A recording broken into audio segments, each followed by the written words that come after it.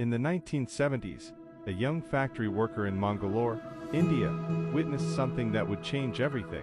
He saw labor exploitation, corruption, social injustice, and inequality that seemed baked into the system. His name was Valerian Teixeira, and his working-class roots drew him to Marxism. But he sensed something deeper was wrong, something traditional socialism hadn't grasped. This is the story of his 45-year intellectual quest that would challenge the very foundations of labor theory. In 1981, Valerian published his groundbreaking work. While the world was divided between capitalism and communism, he proposed a third way. He saw that both systems failed to address a fundamental truth, that human labor was being systematically devalued by technology itself. His theory wasn't just about redistributing wealth, it was about redefining what wealth creation meant in an age of machines. For 45 years, Valerian asked one persistent question: if machines are doing more of the work, why are workers getting less of the benefits? He watched as productivity soared but wages stagnated. He documented how technology, instead of liberating humanity, was creating new forms of digital feudalism. The question evolved: how do we transition from an economy based on human labor to one based on machine productivity? Valerian identified what he called the unseen engines of civilization, the accumulated knowledge, infrastructure, and technological platforms that make all modern wealth possible. These aren't owned by any one person, they're our collective inheritance. Think of the internet, public research, roads, the electrical grid. These communal foundations generate most of today's wealth, yet we've built an economic system that pretends they don't exist. Here lies the paradox. We're more productive than ever before in human history. One farmer feeds hundreds. One factory produces what used to take thousands of workers. Yet most people work longer hours for less security. Why?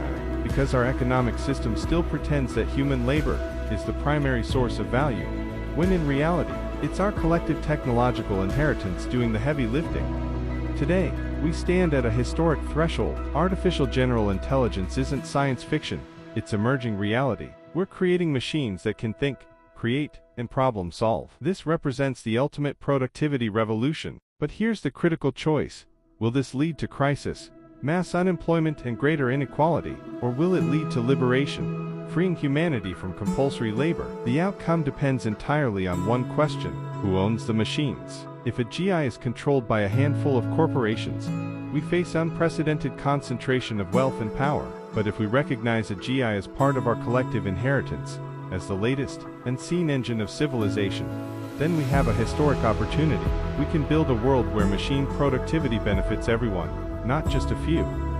The solution is both radical and simple. First, establish an AGI mandate, recognizing advanced AI as public infrastructure that must benefit all humanity. Second, implement universal basic income funded by the productivity of our collective technological inheritance. This isn't a welfare program, it's a dividend from the machines that work on our behalf. It's our share of the productivity our civilization has collectively built. This requires a new social contract, not one based on trading labor for survival, but one based on our shared inheritance and shared future. Education becomes about fulfillment, not job training. Work becomes a choice, not a necessity. Human creativity, care, and community, the things that make us truly human, become the center of our lives, not peripheral luxuries.